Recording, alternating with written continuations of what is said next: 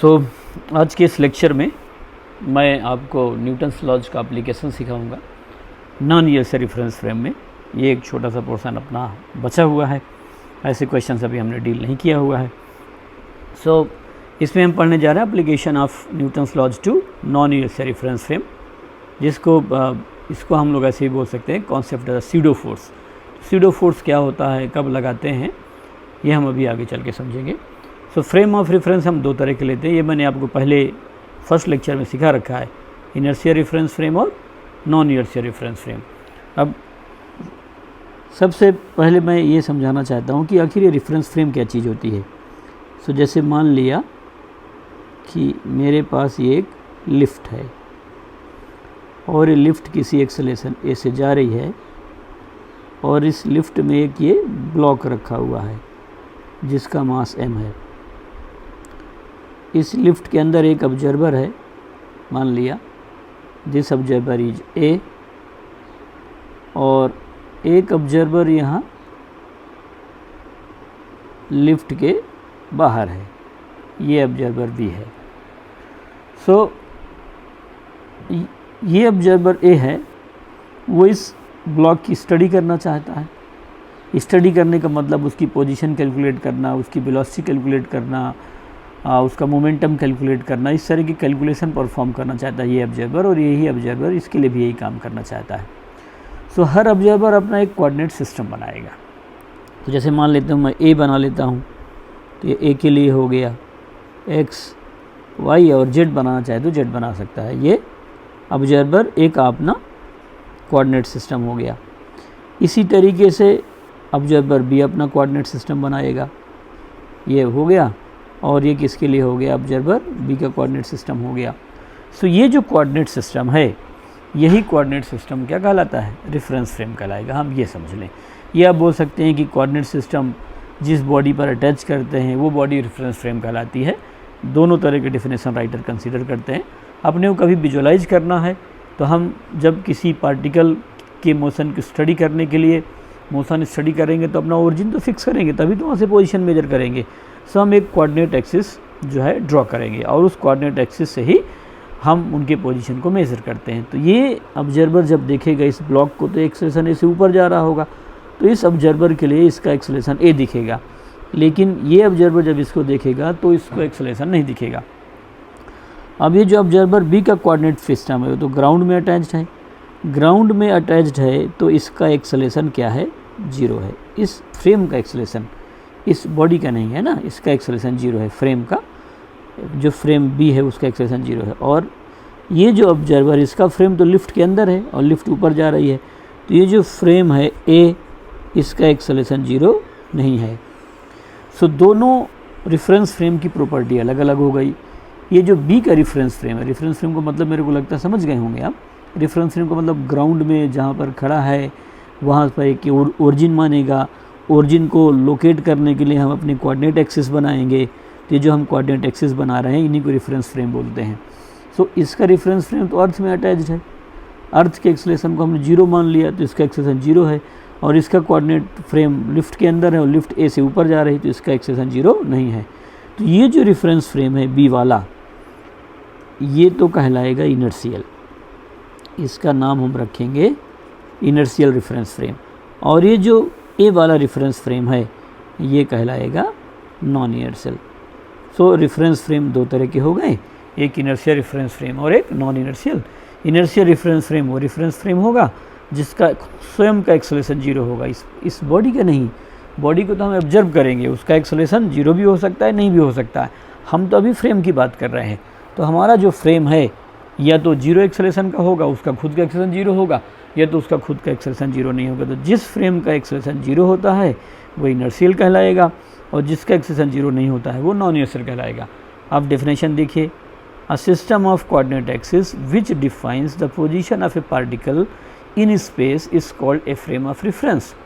मतलब frame of reference वो coordinate axis का सिस्टम है जो किसी पार्टिकल की पोजीशन कहाँ पर बताता है, स्पेस में बताता है। स्पेस में पार्टिकल कहाँ है उसकी पोजीशन को लोकेट करने के लिए हम जो कोऑर्डिनेट एक्सिस बनाते हैं उस कोऑर्डिनेट एक्सिस का नाम रेफरेंस फ्रेम। ये हुआ दो तरह का, एक इनर्शियल जिसको मैं आगे शॉर्ट में लिखूँगा IRF, एक नॉन इनर्शियल जिसको लिखूँगा NIRF। तो a non accelerated reference frame, ऐसा रेफरेंस फ्रेम जिसका एक्सेलेरेशन 0 होता हो। यदि एक्सेलेरेशन 0 है तो या तो रेस्ट में होगा या तो कांस्टेंट वेलोसिटी से चल रहा होगा, है ना। तो 0 एक्सेलेरेशन वाला जो रेफरेंस फ्रेम है वो तो क्या कहलाएगा, inertial. Non inertial reference frame and accelerating reference frame, ऐसा रेफरेंस फ्रेम जिसका अपना एक्सेलेरेशन हो। Newton's laws are not valid in this frame, इस फ्रेम में हम न्यूटन्स लॉ को अप्लाई नहीं कर सकते हैं। अब नोट मैंने लिख रखा है, for all practical purposes we will consider earth to be inertial reference frame. In reality coordinate system attached to earth is non-inertial because of very small acceleration of earth we can take it as inertial reference frame। अब बारी आती अर्थ की कि भैया अर्थ inertial है या non inertial है। सो जैसे मैंने माना कि यहाँ पर ये सन हो गया, दिस इज़ सन, ये सन हो गया और ये अर्थ का ऑर्बिट हो गया और यहाँ पर मैंने अर्थ बना लिया, ये अर्थ है।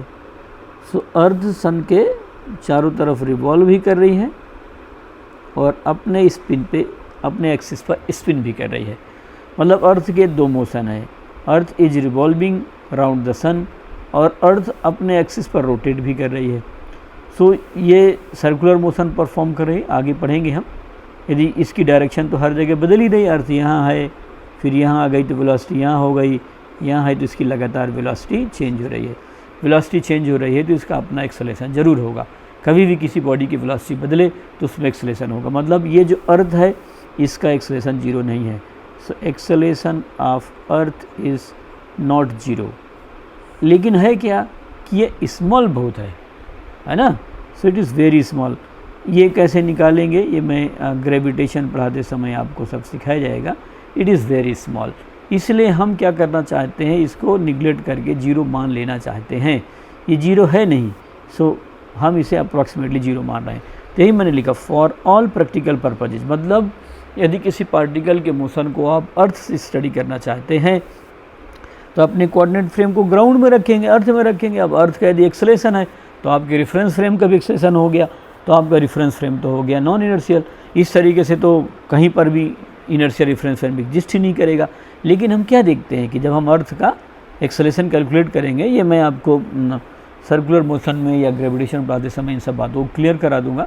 इसका कैलकुलेशन करके बताऊंगा कि आखिर हम इसको 0 ले सकते हैं कि नहीं 0 लेंगे तो हमारे कैलकुलेशन में कितना फ़र्क पड़ेगा, ये सब देखेंगे।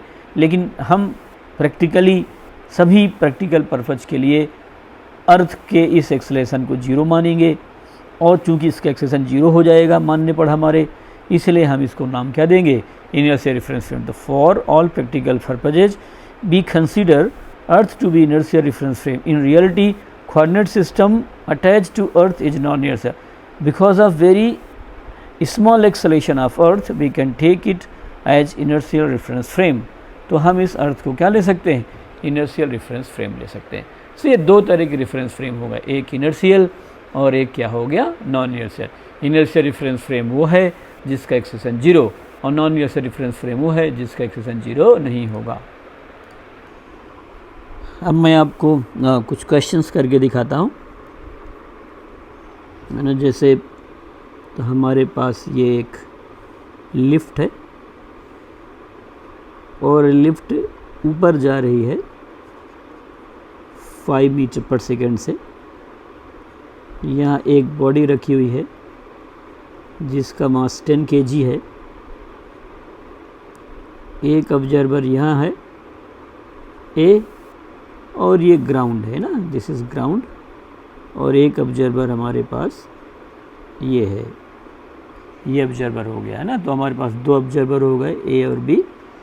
मुझे क्या करना है, this lift is moving with constant velocity of 5 metre पर सेकेंड और ए बॉडी 10। तो इस लिफ्ट इस बॉडी पर क्या नॉर्मल फोर्स लगाएगी ये निकालना है, for observer A and for observer B.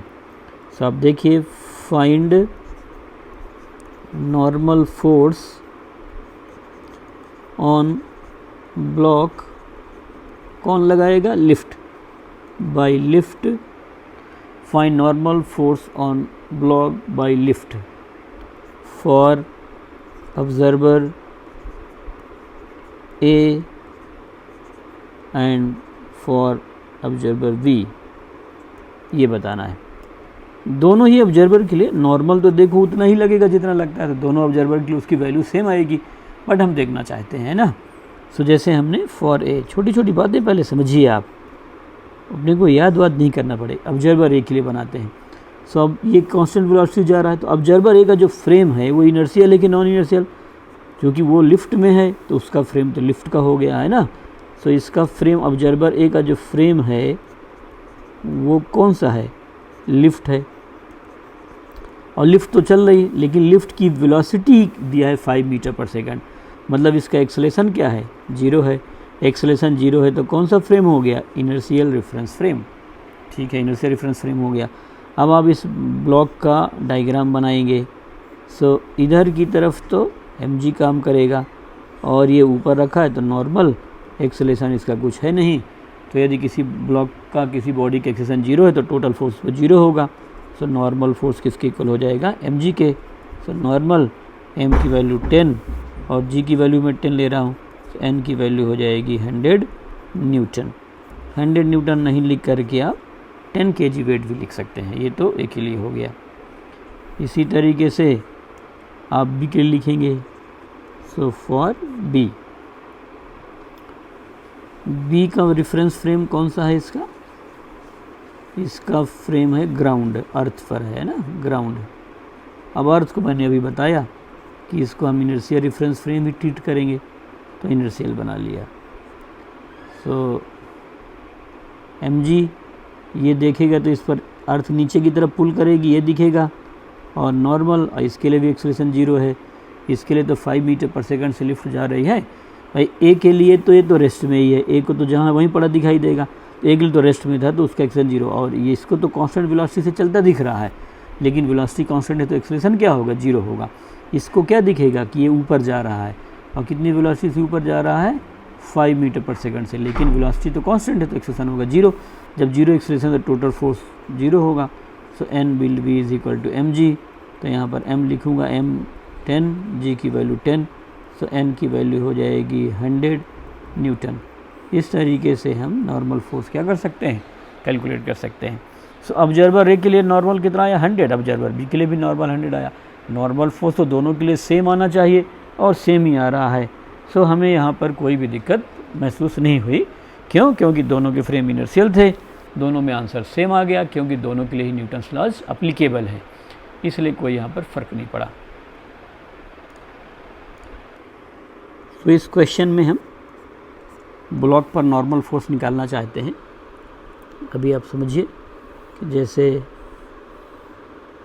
मैंने लिफ्ट मान लिया, और ये जो लिफ्ट है ये ऊपर जा रही है अब 2 मीटर पर सेकंड स्क्वायर से, लिफ्ट का एक्सेलेरेशन है, और यहाँ एक ये ब्लॉक रखा हुआ है जिसका मास 10 kg है, और ये ऑब्जर्वर ए है, और ये ऑब्जर्वर बी है।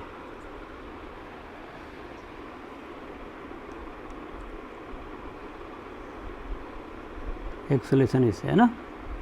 सो ये 2 ऑब्जर्वर हैं, तो मैं वही निकालूंगा, find normal force, find normal force on block by A, find normal force on block by lift, by lift for observer A and for B. देखो दोनों ऑब्जर्वर के लिए नॉर्मल तो सेम ही आना चाहिए, लेकिन हम अलग अलग ऑब्जर्वर लेके देखना चाहते हैं और दोनों के न्यूटन्स लॉस लगाना चाहते हैं। So for a, observer A के लिए लगाना चाहते हैं, फॉर ऑब्जर्वर ए, इसका फ्रेम कौन सा है, ऑब्जर्वर ए कहाँ पर खड़ा है, लिफ्ट के अंदर, तो उसका कोऑर्डिनेट एक्सिस लिफ्ट के अंदर होगा, तो इसका फ्रेम तो है लिफ्ट। अब क्या लिफ्ट का एक्सेलेरेशन 0 है क्या? नहीं है। सो लिफ्ट एक्सेलरेट कर रही है, तो लिफ्ट एक्सेलरेट कर रही तो कौन सा रेफरेंस हो गया? Non inertial reference frame. अब इस पर न्यूटन्स लॉज अप्लीकेबल तो नहीं है, लेकिन मैं क्या करता हूँ कि ज़बरदस्ती लगा देता हूँ। तो ये जो ऑब्जर्वर है, ये ऑब्जर्वर क्या देखेगा कि चूँकि ये ब्लॉक है, सो ब्लॉक को अर्थ पुल करेगी, तो अर्थ लगाएगी नीचे की ओर mg। ब्लॉक इस सरफेस पे रखा है, तो ये ऑब्जर्वर पढ़ा लिखा है, तो ये बोलेगा कि नॉर्मल फोर्स ऊपर की तरफ लगेगा। बस यही दो फोर्स है, इसके कांटेक्ट में है तो नॉर्मल, और अर्थ की ग्रेविटेशनल फील्ड में है तो ग्रेविटी फोर्स है। अब ये ऑब्जर्वर क्या दिखेगा? ये तो रेस्ट में ही है। इस ऑब्जर्वर को ये कभी भी चलता हुआ नहीं दिखेगा। क्यों नहीं दिखेगा? कि लिफ्ट से ये भी ऊपर जा रहा है, ये भी ऊपर जा रहा है, तो ये जहाँ रखा हुआ है वहीं रखा दिखाई देगा। तो ये ऑब्जर्वर इस ब्लॉक के एक्सेलेरेशन को तो 0 देखेगा, लेकिन उसका खुद का एक्सेलेरेशन 0 नहीं। और जब एक्सेलेरेशन 0 है तो इंटरप्रेट क्या करेगा कि नॉर्मल और mg बराबर होंगे। तो नॉर्मल बराबर mg, तो यहाँ पर नॉर्मल mg, ये m हो गया 10 और g की वैल्यू 10। सो नॉर्मल फोर्स हो जाएगा 100 न्यूटन। ये हो गया, ये ऑब्जर्वर के लिए हो गया। इसी तरीके से हम बता सकते हैं for observer B. Observer B के लिए हम बताना चाहते हैं। सो ऑब्जर्वर बी के लिए, ऑब्जर्वर बी ग्राउंड पे है। सो ऑब्जर्वर बी का फ्रेम का मतलब रेफरेंस फ्रेम, ये अर्थ है, और अर्थ को हमने इनर्शियल मान रखा है, सो इनर्शियल। अब ऑब्जर्वर बी क्या देखेगा? ऑब्जर्वर बी यहाँ है ना, और ऑब्जर्वर बी पहले इसका फ्री बॉडी डायग्राम बनाएगा। तो ऑब्जर्वर बी क्या इंटरप्रेट करेगा कि चूँकि इसका मास है, तो अर्थ इस पर नीचे की तरफ फोर्स लगाएगी। ये इस सरफेस पे रखा हुआ है, तो इस पर नॉर्मल लगेगा। अब ऑब्जर्वर क्या देखता है कि लिफ्ट ऊपर जा रही है, लिफ्ट के साथ साथ ये भी ऊपर जा रहा है, तो इसका एक्सेलेरेशन ए ऊपर की तरफ होगा। दोनों ऑब्जर्वर के ऑब्जर्वेशन में फ़र्क है। ये जो ऑब्जर्वर ए है उसके लिए ब्लॉक तो रेस्ट में ही है।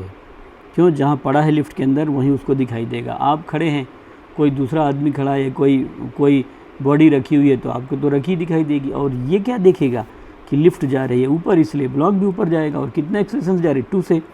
अब एक्सेलेरेशन ऊपर है तो ऊपर वाला फोर्स ज़्यादा होगा, नीचे वाला कम होगा। तो क्या इक्वेशन लिखेंगे हम? n - mg total force is equal to mass into acceleration.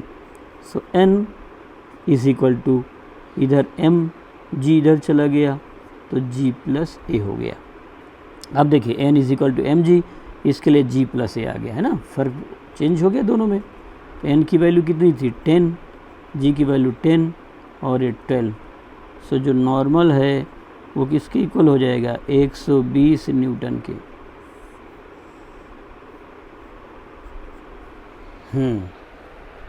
सो आप देखिए, ऑब्जर्वर ए के लिए नॉर्मल फोर्स आ रहा है 100 और ऑब्जर्वर बी के लिए आ रहा है 200। ये दोनों एक साथ कभी भी करेक्ट नहीं हो सकते हैं, है ना।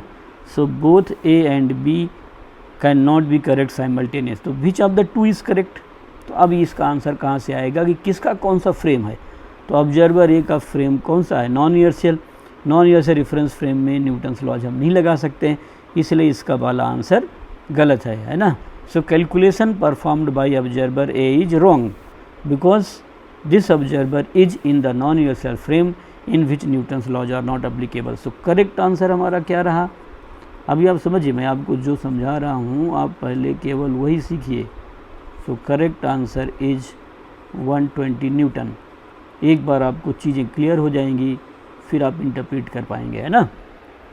सो मैंने आपको इसीलिए जानबूझ करके 2 कैलकुलेशन कराए, ए के लिए और बी के लिए भी, और दोनों के लिए न्यूटन्स लॉज लगवा दिए मैंने आपसे।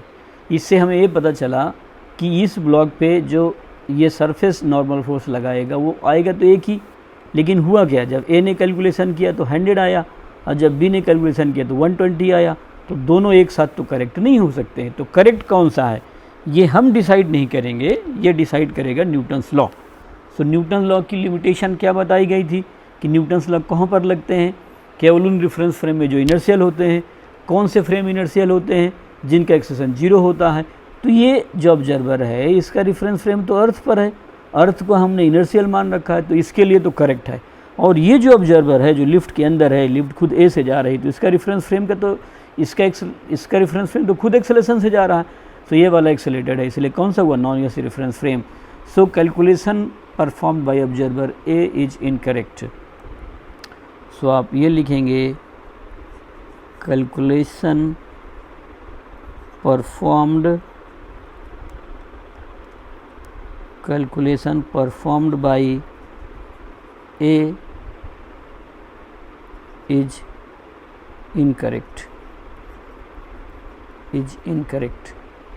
क्यों इनकरेक्ट है? क्योंकि वो नॉन यूनिवर्सल रेफरेंस फ्रेम में है और नॉन यूनिवर्सल रेफरेंस फ्रेम में न्यूटन्स लॉज एप्लीकेबल नहीं है। तो भाई फ़र्क कितने का पड़ रहा है? ये कम आ रहा है। कितना कम आ रहा है? 20 न्यूटन। तो यदि हमें कोई तरीका पता हो तो हम इसमें उसको करेक्शन कर सकते हैं और करेक्शन करके अप्लाई कर दें। तो 20 न्यूटन का फ़र्क आया तो मैं इसे 20 न्यूटन लगा दूंगा। तो यदि हमें ऑब्जर्वर ए के लगाना है जिसके लिए न्यूटन्स लॉज एप्लीकेबल नहीं है तो हम अपनी तरफ से एक एक्स्ट्रा फोर्स लगा देंगे, है ना। सो हम वहाँ पर लगाएंगे स्यूडो फोर्स। सो अब मैं आपको यहाँ पर सिखाना चाहता हूँ concept of pseudo force. Pseudo force fictitious force, ये रियल फोर्स नहीं है। Pseudo force is a non real force, fictitious force. ये हम तब लगाते हैं जब कोई ऑब्जर्वर कहाँ पर होता है, नॉन यूनिवर्सल रेफरेंस फ्रेम में होता है। सो स्यूडो फोर्स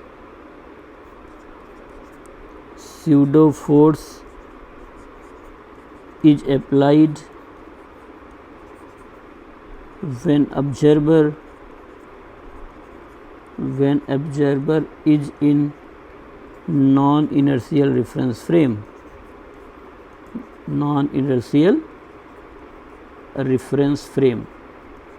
तो जब वो नॉन इनर्शियल रेफरेंस फ्रेम में होगा तभी हम उसमें क्या करेंगे, स्यूडो फोर्स अप्लाई करेंगे। Second, magnitude of pseudo force is, ये भी सब लिखेंगे, है ना। मैग्नीट्यूड ऑफ स्यूडो, फिक्टिशियस कुछ राइटर लिखते हैं, magnitude of pseudo force is F P लिख देता हूँ ना, F P is equal to M into A, mass of the particle, है ना। ये बॉडी का मास है और ये एक्सेलरेशन ऑफ फ्रेम, बॉडी का नहीं है एक्सेलरेशन, किसका है, फ्रेम का, एक्सेलरेशन ऑफ फ्रेम। ये मैं एफ लिख देता हूँ, acceleration of the reference frame, M into A F.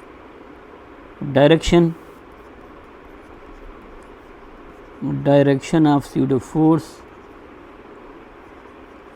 Force is opposite, direction of pseudo force is opposite to the acceleration, is opposite to the acceleration of non-inertial reference frame। सो जिधर की तरफ reference frame जा रहा होगा उस reference frame के opposite direction में एक हम फोर्स लगा देंगे। सो हम क्या करना चाहते हैं, हमारा पर्पज़ क्या है कि हम तो नॉन यूनिवर्सल रेफरेंस फ्रेम में न्यूटन्स लॉ लगाना चाहते हैं जहाँ वो अप्लीकेबल नहीं है।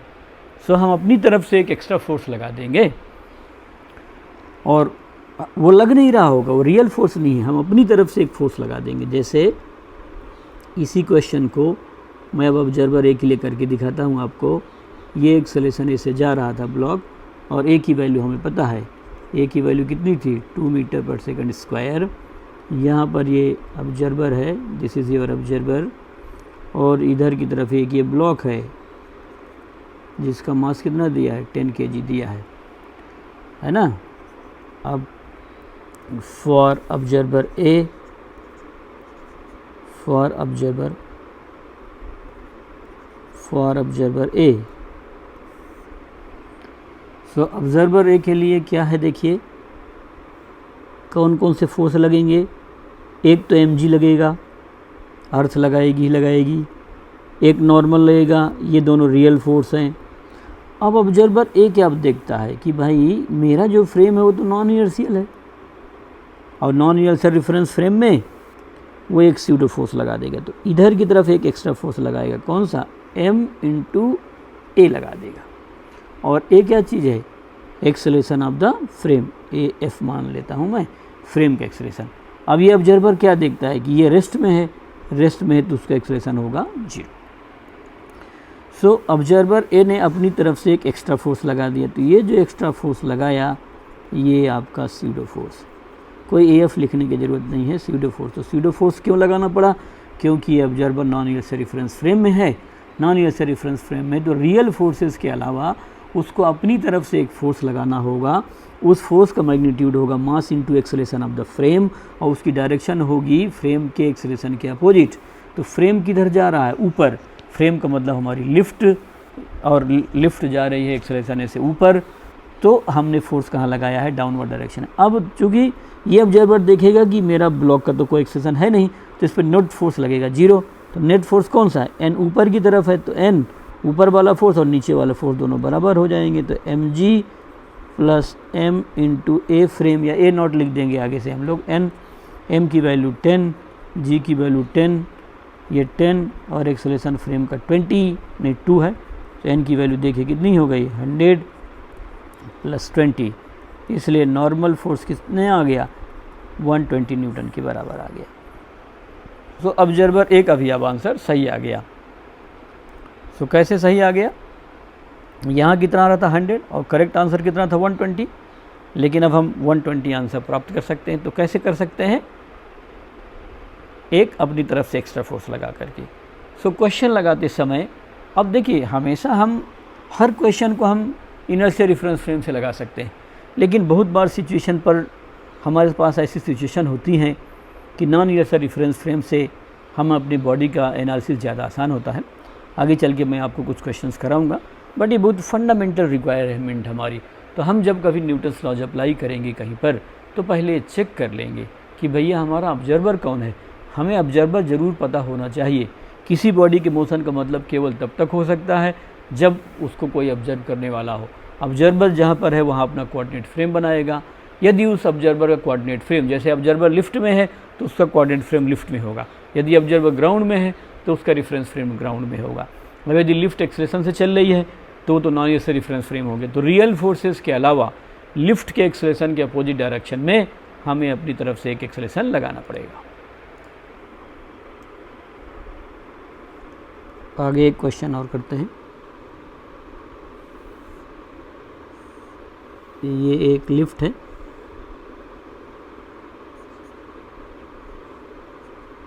यहाँ से एक ब्लॉक एक स्ट्रिंग से लटका दिया है मैंने। इस ब्लॉक का मास 10 kg है और लिफ्ट जो है एक्सेलरेशन ऐसे नीचे जा रही है, और ए की वैल्यू है 2 मीटर पर सेकंड स्क्वायर। सही हो जाएगा, एक्सेलरेशन इज 2 मीटर पर सेकंड स्क्वायर। तो find tension in the string, find tension in the string. ठीक है, आपने को ऑब्जर्वर नहीं दिया, अब खुद बनना पड़ेगा। आप कहाँ से देखते हैं, तो for an observer on ground, for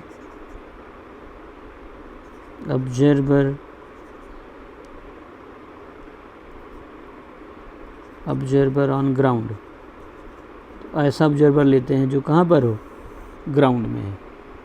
so ground वाला ऑब्जर्वर क्या देखेगा, सबसे पहले एफवीडी बनाएंगे हम। इसका मास mg, ये एक रस्सी से हैंग कर रखा है, टेंशन T। ग्राउंड वाला क्या देखेगा कि ये कहाँ से जा रहा है, नीचे आ रहा है, तो इसका एक्सेलरेशन नीचे उसको दिखेगा। सो यहाँ पर हो जाएगा mg minus T is equal to ma। So आप यहाँ दे सकते हैं T is equal to mg minus ma। So T is equal to, यहाँ पर m कितना है 10, g की वैल्यू 10, माइनस m 10 और ये 2।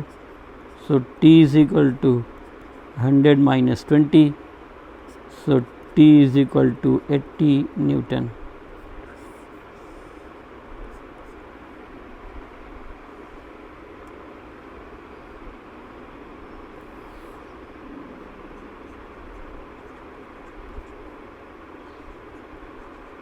For observer in lift. Observer कहाँ पर मान लिया, लिफ्ट में, है ना, लिफ्ट वाला ऑब्जर्वर मान लेता हूँ मैं। ऑब्जर्वर को यहाँ रखा अंदर, तो लिफ्ट वाला ऑब्जर्वर क्या देखेगा, यदि ये ऑब्जर्वर है, ऐसे आप बना सकते हैं, आँख भी बना लीजिए थोड़ा, या सो ये लिफ्ट के अंदर है। अब ऑब्जर्वर के लिए तो रेस्ट में है, तो ये ऑब्जर्वर क्या देखेगा कि भाई एक तो mg नीचे लेगा अर्थ की ग्रेविटेशनल फील्ड में, और एक रस्सी ऊपर जा रही है, तो ऑब्जर्वर देखेगा t है। लेकिन अब जब वो पढ़ा लिखा है, वो उसे पता है कि न्यूटन्स लगाना है कि नहीं, तो बोलेगा चूँकि मैं लिफ्ट में हूँ, वो मेरी लिफ्ट एक्सेलेरेशन ऐसे नीचे जा रही है, तो उसको एक स्यूडो फोर्स भी लगाना पड़ेगा। तो वो क्या करेगा, इसके अपोजिट डायरेक्शन में एक फोर्स और लगाएगा, और ये कौन सा फोर्स हो गया, स्यूडो फोर्स, जो किसके इक्वल होगा, ये होगा मास इनटू एक्सेलेरेशन के। तो मास इस ब्लॉक का और इस लिफ्ट का एक्सेलेरेशन a है, तो इसका एक्सेलेरेशन मैं a कर देता हूँ। अगली बार से a नॉट मान लिया करेंगे, जिससे डाउट नहीं हो, तो a आ गया।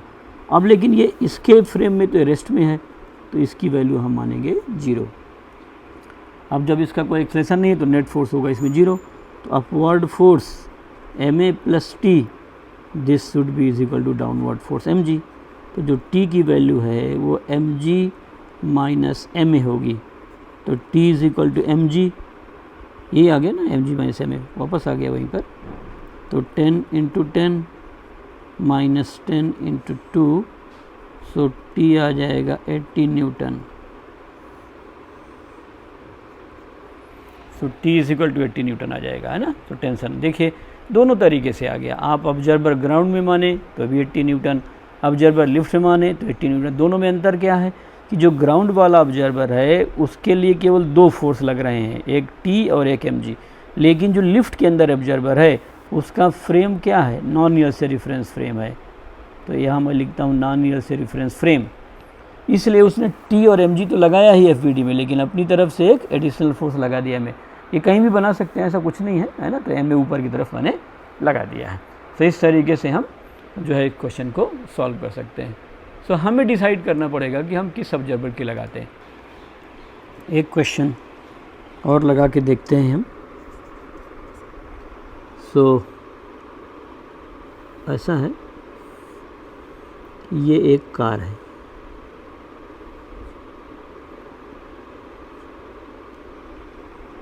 और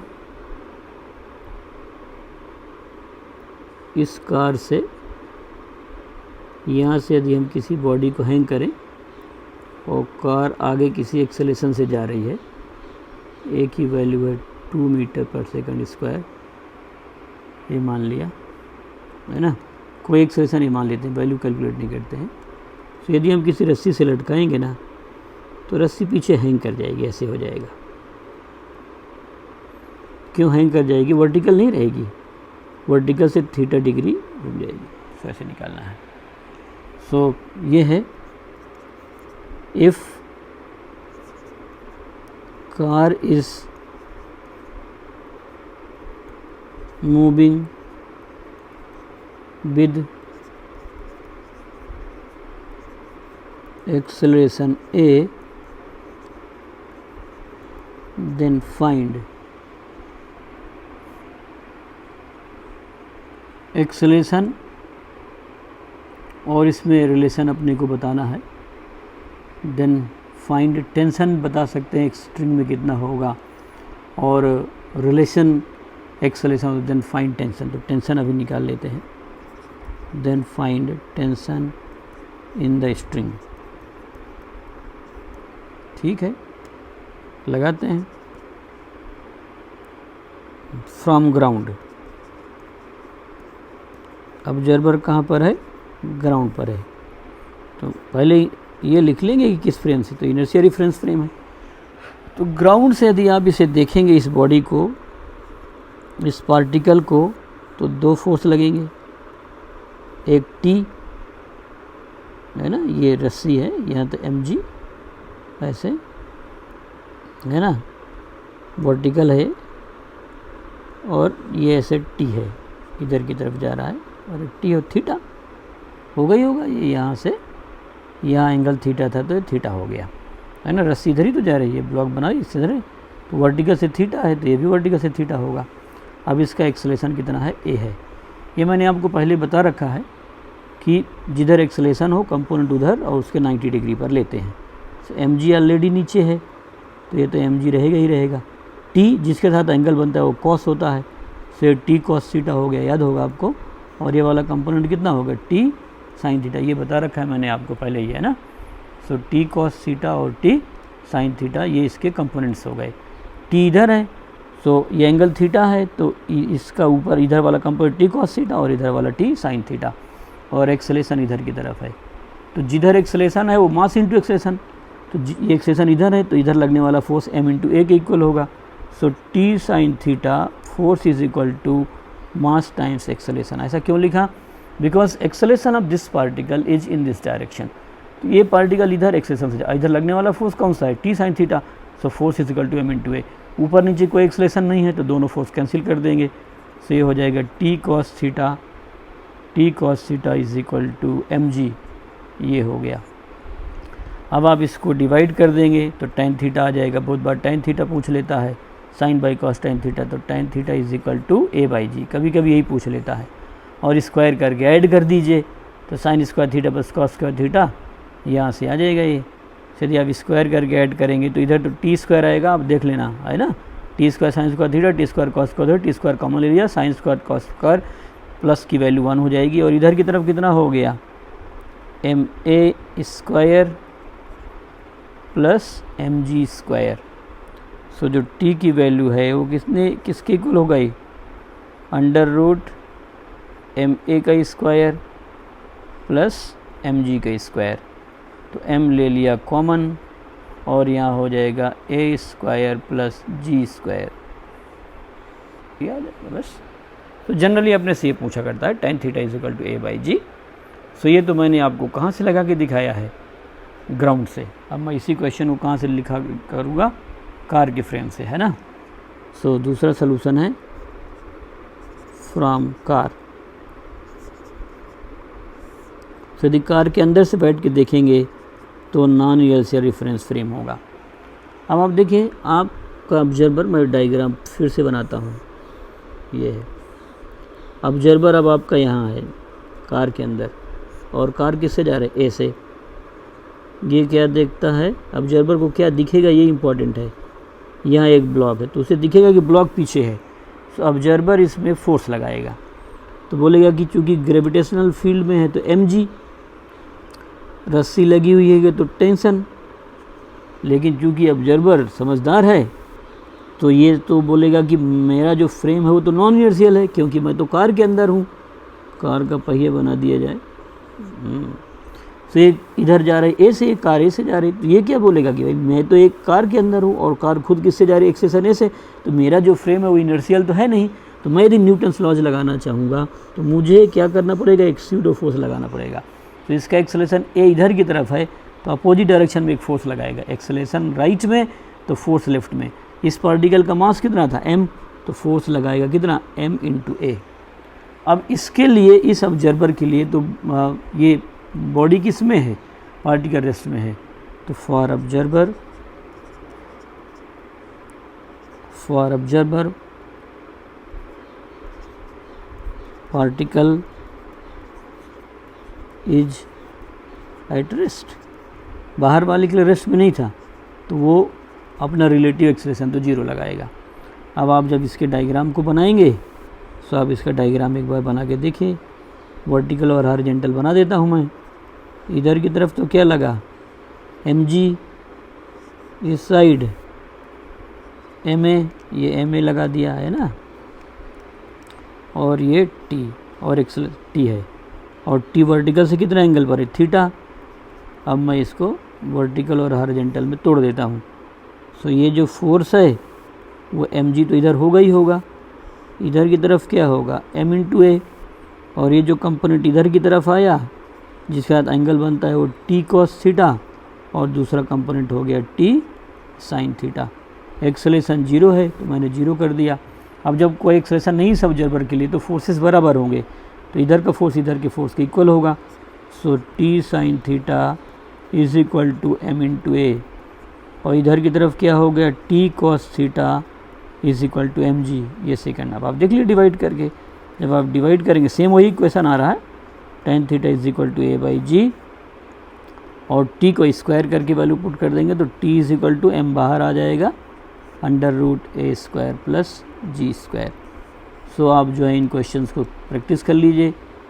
जब आप कोई चीज़ एक्सेलेरेट कर रही हो तो आपके पास दो चॉइस होंगी कि आप जो उस फ्रेम से भी देख सकते हैं जहाँ पर बॉडी है, तो मैंने इस फ्रेम के अंदर से देखा, तो यदि ये इस पर फोर्स लगाएगा तो एम जी तो लगेगा ही लगेगा, टेंशन भी लगेगा, ये रियल फोर्स है।